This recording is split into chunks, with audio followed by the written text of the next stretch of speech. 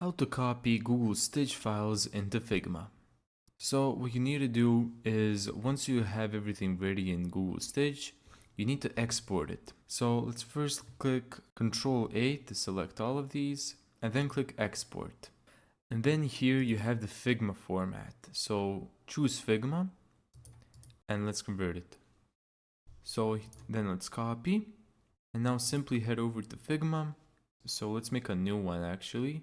And now simply just hit Ctrl V to paste it. Wait a bit and there you go. They're pasting right now. I'm uploading what Google Stitch made. Now we can just copy paste what I told Stitch to make. And there you go. That's how to copy files from Google Stitch to Figma. Thank you so much for watching this video. If you found this tutorial helpful, make sure to give it a thumbs up and subscribe. And as always, see you in the next video.